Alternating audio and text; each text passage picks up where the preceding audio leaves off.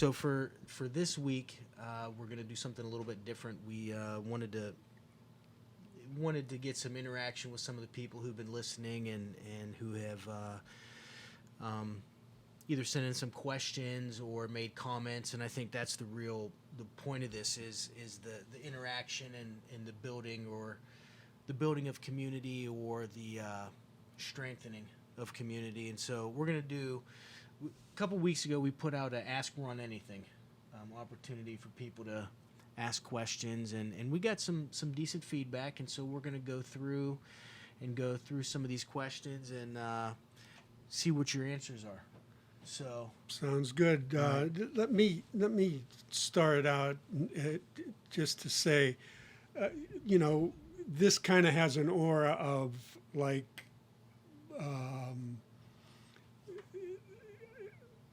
Like it's a special scenario. Understand this. I agreed to do all of this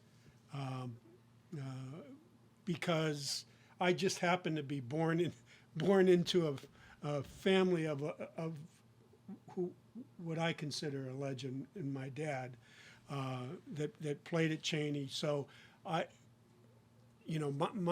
hand in all this. Certainly I am proud that I was one of the first 4 coaches in the school's history.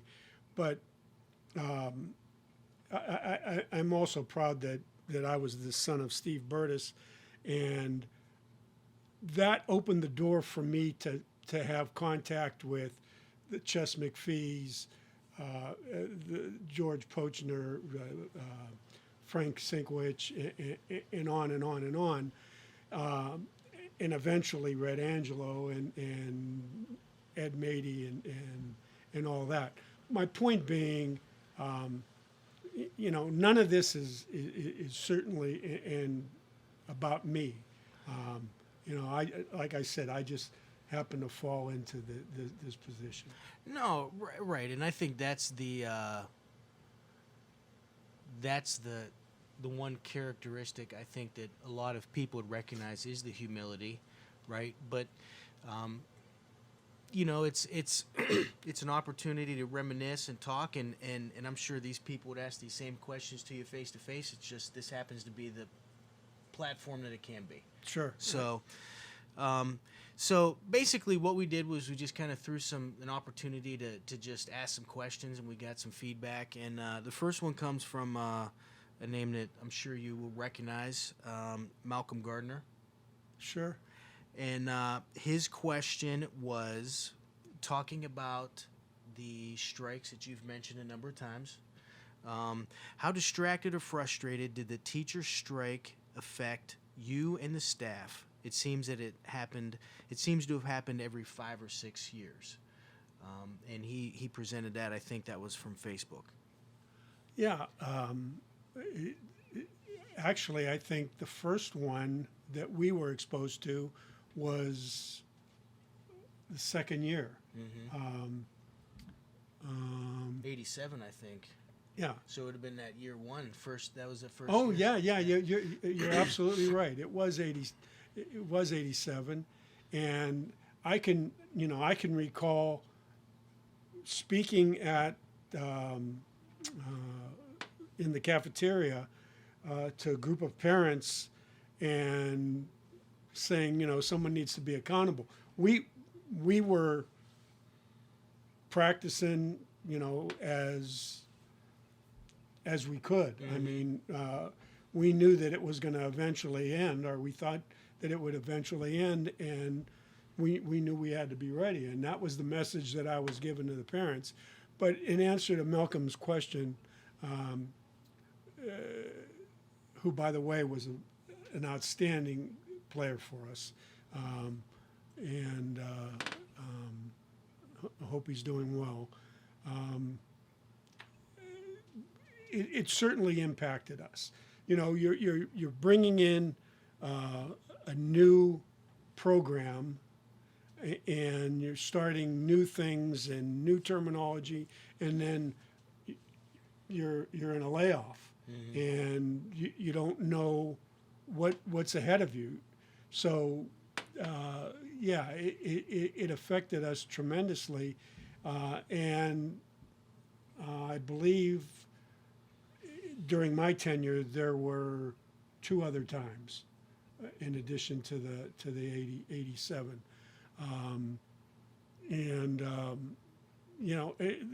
There's nothing that ever good can come out of that. As a matter of fact, one of them we were practicing down Rock Ridge. We knew it was coming, and we kept practicing down Rock Ridge. And then you had the teachers angry at you. The parents were, knew what our program was, as far as, we had to keep the kids game ready in the event that it was settled. But we ended up losing John Benson down at Rock Ridge during, I believe, the first one to a leg injury. And, looking back on all that, that probably could have really presented itself as a lawsuit. But we would be on the hill, and the kids would run the practice. We'd give them an itinerary and whatnot. And then at another strike, I want to say maybe mid 90s, early 90s, Dom Conti, one of our captains, got a deep thigh bruise and put him out for a number of weeks. But yeah, nothing ever good comes out of a strike. And those times that we were faced with that, fortunately our kids worked with us, and we kept coaching, and we came out, I don't want to say no worse for wear, but we were ready to play. Was 87 the only time that you missed games, or were there any other ones? Because I remember I went to Youngstown City, and there were 2 or 3 times where I would have probably been in elementary, middle, where it was mid-year and we missed some actual instruction. So did you ever remember missing too many games? I know 87 you missed a couple. Yeah, and I want to say there was another year that where we only where we at least missed a game. And what rings out to me is we were supposed to play Hubbard, and I can't remember the year, and that game got canceled and never made up. Okay.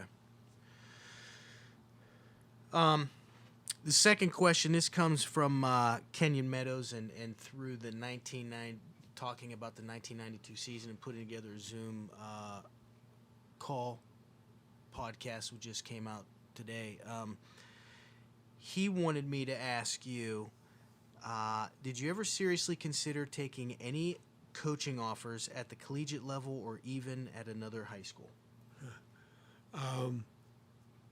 Well, as an assistant, I interviewed and was asked to come aboard my alma mater at Mount Union.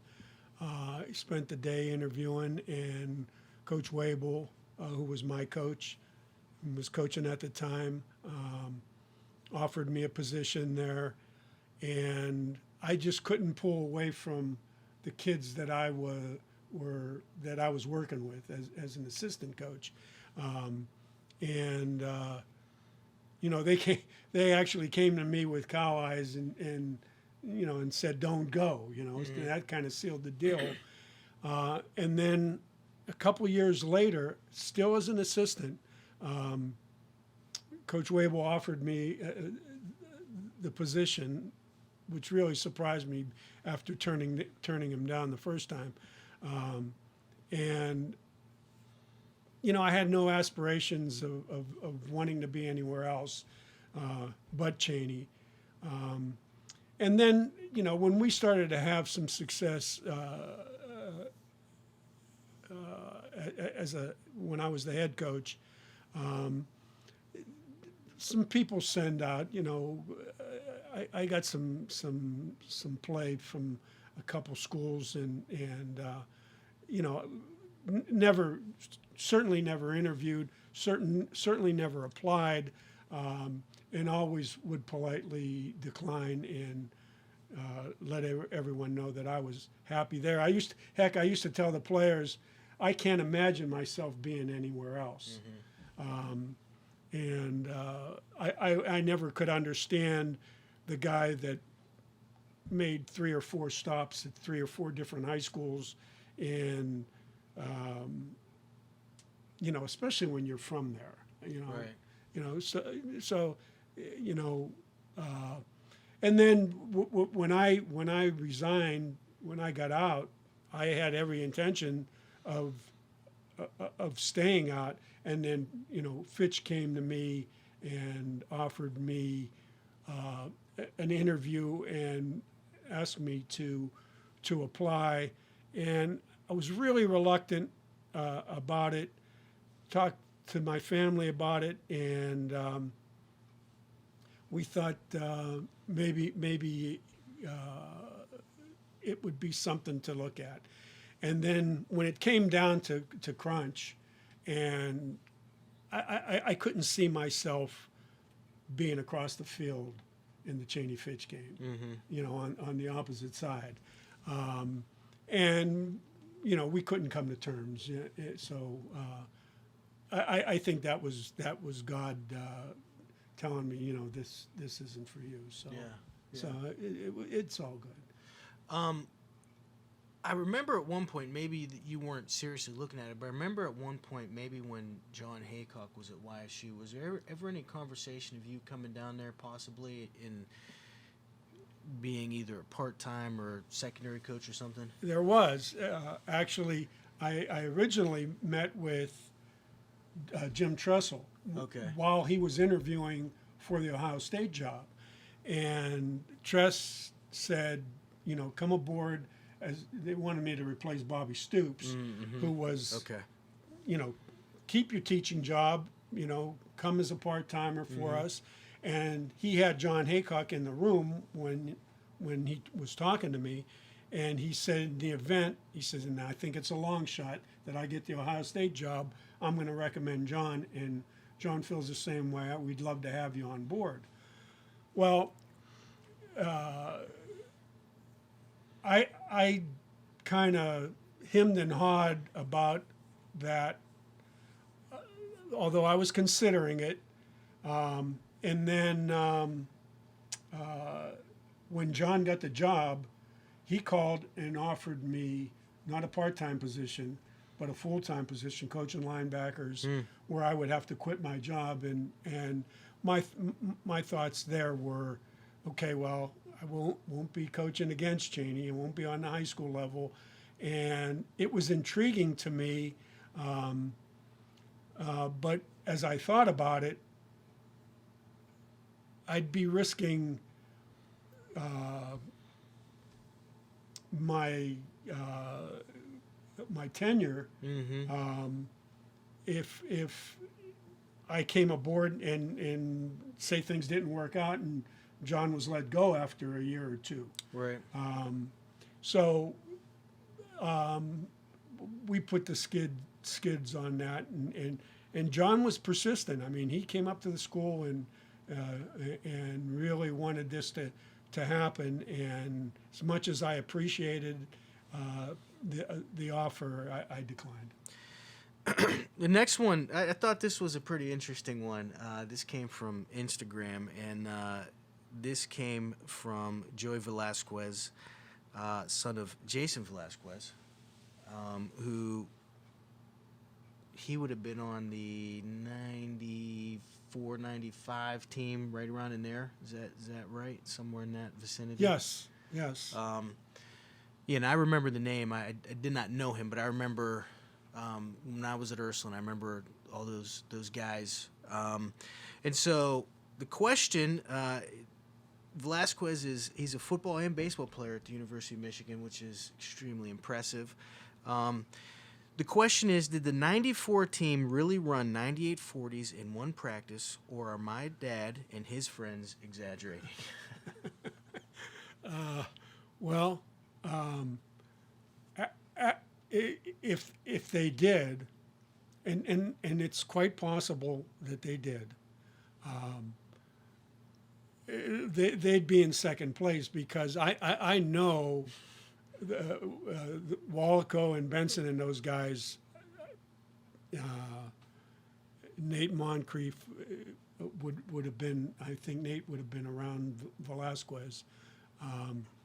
But Benson and Wallaco, I remember seeing them at Cedar Point or Geauga Lake or something. I was with my wife and kids, and this is after they had graduated, and they were like, "Hey, Coach, remember the time that we ran 140s?" and there were times when they got up there. I'm not going to swear to a specific number, but there were times when, we kept going because we couldn't get it right. We couldn't get everybody going through the line, and I think it got to be kind of like a thing that how many 40s were we going to run that day, and 98 seems a little extreme again, but I'm not going to be surprised if he's not on the money with that. Well, I know there were days where,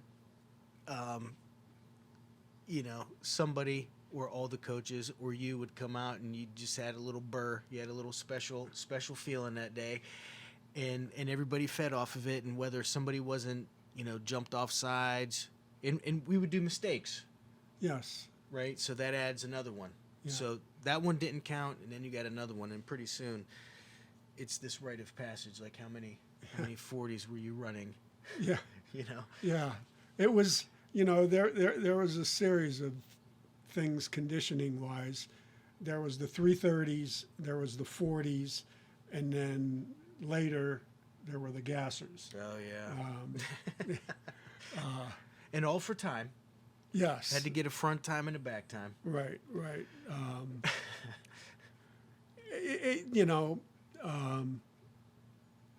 The fact that those guys did that, I mean, I'm guessing that's not happening today. No, it's funny because Mick and I were talking probably in late May, early June. We were sitting in my office and we were just talking about, what was it that, is it kids? Is it culture? What is it that you get kids to come out and run anywhere from 80 to 140s, right? Whatever that number is. And they come back. And you're right, because it was like you couldn't do that stuff today. No, you can't. I think it was, I think just because of that. I think because Jason and his friends and his teammates could sit around and say, "Hey, we did this. Yeah. We ran 98 40s." I know you find that hard to believe, but that's what we did. And I think all of those guys could, have a story, and I'm not trying to paint a picture that we were masochistic on all right. this. It was more than not to teach you're accountable for your mistakes, right. and we're gonna sink or swim together, and we're gonna get through this together. And I'll buy it. It's a whole lot easier blowing the whistle than it is running. And I could relate horror stories of conditioning when I was a player under Red, of Green Bay grass and hitting dummies and tackle-matic and all that, and running hurdles with equipment. But all of it, no one was in better condition than we were. Right. Last question. This is from Keilen Dykes, who we just had on not too long ago, and he texted this to me, and this is regarding the 2000 Niles playoff game, and to just kind of give that little background there. So in 2000, we were Chaney was the AP state champs, 10-0, undefeated, phenomenal year. Niles was 9-0 up until week 10, ended up losing to Steubenville, and we meet in the first round of the playoffs. Phenomenal environment, great game. We talked about this. Game's tied at the end of regulation. I think Niles gets the ball first. They score, kick the extra point. We get the ball second. We score, miss the extra point. And so Keilen asking through a not just him, but just kind of like he's trying to get some interaction. Why didn't we go for 2 against Niles in the 2000 Niles playoff game? Well, I could see Keilen asking that question, and first and foremost, I didn't have him at fullback, so I couldn't automatically get 3 yards. But the scenario of that situation is, first of all, for whatever reason, and I shouldn't say for whatever reason, the reason I believe that we didn't have our A game going, it wasn't our best game for sure, was because of Niles. I mean, I think Niles was a really good football team, They were. and they caused us some problems, and they really kind of stifled us offensively. Defensively, I think we played pretty well. We had a couple turnovers that really kept us hanging in. But how that game transpired was, we were losing, and time was running out. And Yes. we were down 7, and on a wing and a prayer, we ran a double reverse pass and hit it, and got down to the 1 and then punched it in and kicked the extra point, and we tied. Coming back like that, there wasn't even a thought about, well, we're going to end it now. Mm-hmm. It was like, we just dodged a major bullet. We're back alive. Right. And I couldn't put that onus all on the kids. I thought let it play out. I mean, I just didn't. That would be a gamble. And granted, looking back at it, boot keep, which I think ended up getting us in the end zone, would have been running it out of D formation and running it back to the weak side. Putting Brad in the open field, But the point is, I thought coming back the way we did and getting us in overtime, that, let's play it out. And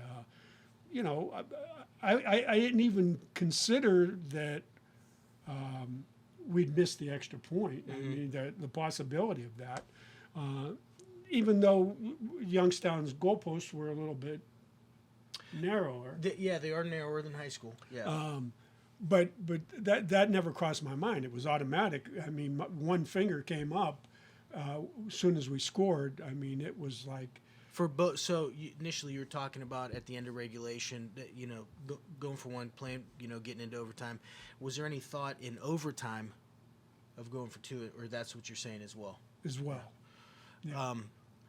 Yeah, I mean, I was talking to Fernando about this, who was he was the snapper on all of our field goals and PATs, and he's like, Dallas, it was, a foot outside. I mean, it was so close. And then he also said, and I did not look this up, but I don't think at that point that we missed an extra point all year long.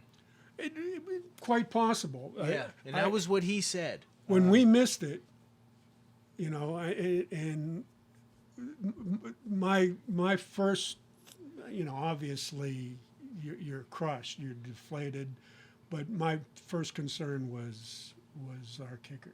Sure. Yeah. Yeah. I mean, because like I said, the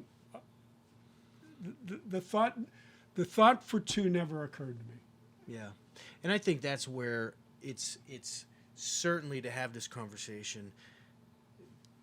22 years later, knowing what the outcome of it, you look at it. You could look at it differently, but I think having coached in games,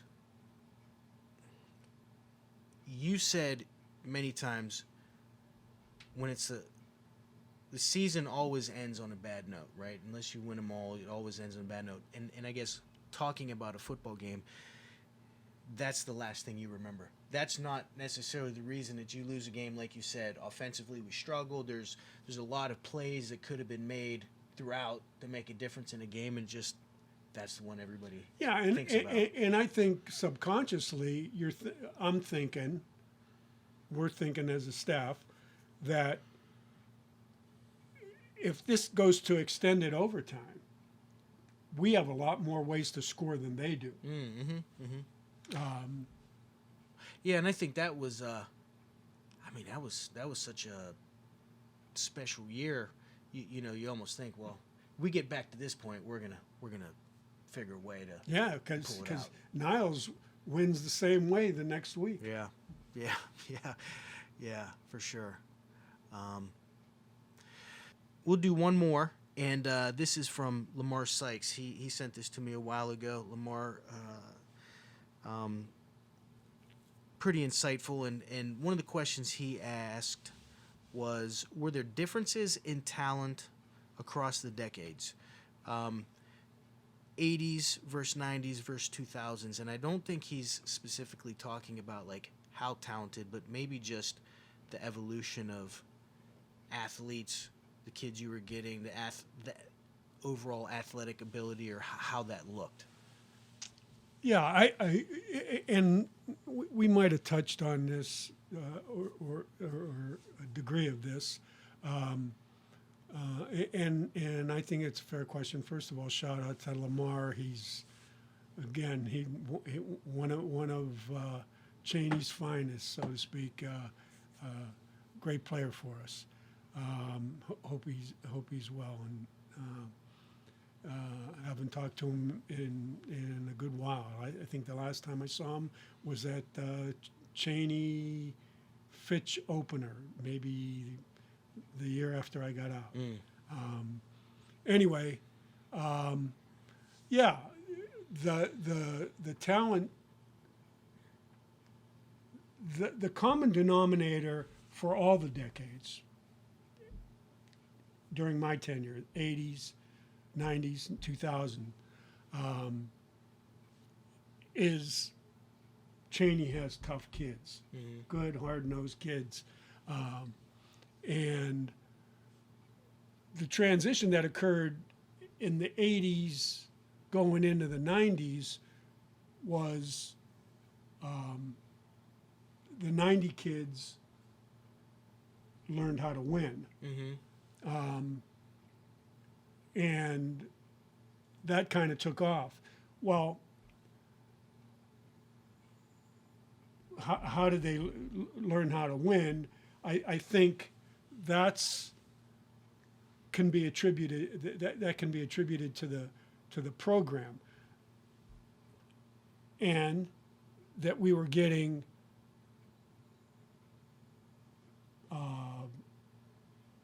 more athletes. Okay. Okay. Now, am I suggesting that that's a black and white thing? I'm not. But there's no question that the racial balance that occurred in the early 90s helped us. I mean, it brought us more athletes. Again, we were fortunate that the athletes that the racial balance transfers helped establish was they were still good, tough, hard-nosed kids. And they bought into the program, and they meshed with the kids that were West Siders, white and black. And so many times people want to talk about the racial element, and is it a factor? Maybe, but we never considered it a factor. We always downplayed that, and I'm the first to tell you that it helped us, but it helped us because the kids that came in from the other sides of town bought in to the Chaney philosophy. Right, and I think when we talked to those guys from 1992, they really, they hit on that. Like, we bought in 100% to the tradition piece, right? Yeah. And so I guess for me, do you... I just remember watching some of the films, like up to 89, when you have wide receivers are in three-point stances. Is that... So your philosophical change, was that because of the game evolved, or because you started having some more athletes, you needed to do some things differently? And that just jumps out because I think, that's the beginning, right? Then you start getting Antoine Floyd, you start throwing the ball a little bit, you start getting Brad Smith, so was that because you had such talented kids? Was it the evolution of the game? You evolving as a coach? All of the above. Right. Okay. All of the above. There's no question. Things that Rick Havrilla and Ron Warga could do helped us win. And I don't mean to exclude Danny Turek and Jim Lapata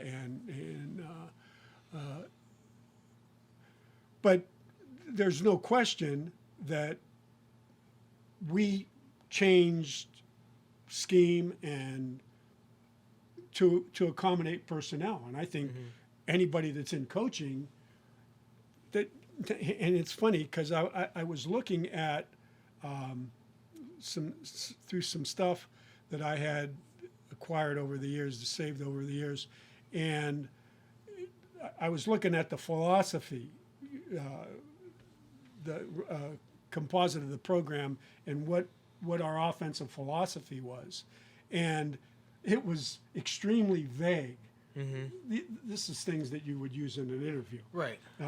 It was extremely vague because it's centered around, you have to be able to adjust to the personnel that you have. Right.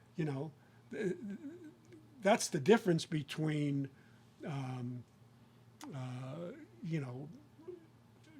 high school, college, and professional. I mean,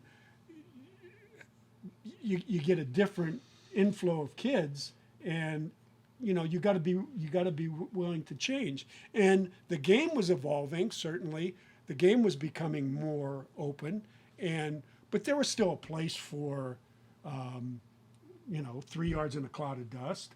And we utilized that.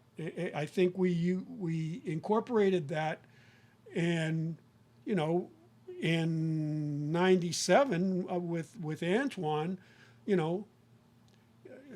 he threw 26 touchdown passes in a year. And we're running gun in addition to some of the other things. And we were still getting in the eye and still running off tackle, still running toss. But now we're also running boot keep and some things. So, yeah, the game changed. The personnel changed. Our kids, and again, we're becoming bigger, faster, and stronger as a result of year-round commitment to the program. Do you think, and I could be completely off base on this, we've talked only about the offensive side. Do you think that, and I'm just thinking from my time coaching, we really didn't change much defensively, though? From the 40 read, which at that point, we were probably one of the few people running at, which, we were great at it. But, I don't think we changed as much defensively as what we did offensively. Well, or would you disagree? Well, we changed initially. We came in running a 50. Right. Okay. Right. So when Pope came on board, he was familiar, comfortable with a 40. Right. And he sold me that our personnel would be more in tune to running a 40.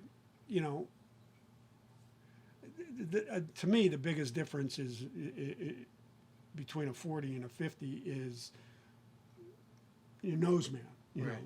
Covering the center. And maybe that's a reach, but in any event, he sold me on the 40. Did it change much? Did it evolve much? Yeah, we were pretty vanilla. We were 40 read solid. Mm-hmm. That's what we were. Right. We start doing some combo and some man. Sure. Probably as offenses start. Sure, you had to. Right. You absolutely had to, and some 4-3 off of it, and the big adjustment there, having been a defensive coordinator for a number of years, and cutting my teeth on a 50. On the defensive side of the ball, is the coordination between the front and the secondary. Mm-hmm. That's, it's easy to sit there and say 40 solid, okay, but tying in your blitzes and your coverage, that takes some imagination, and Pope did a phenomenal job with that. Yeah, and I guess I just asked because, and that would make sense, right? When football was just, as we're talking about, barbaric, right? Who's gonna win the 3 yards, and then things start to evolve, become a little bit more exotic. You got to figure out how to defend that. Yeah. But I can't emphasize enough that I think that our success stems, and I've always said this, from the fact that, in no disrespect to the early years, but our kids, as a result of being in our program, which was going year round, and involved quite a bit of commitment, was making our personnel bigger, faster, and stronger. Yeah. And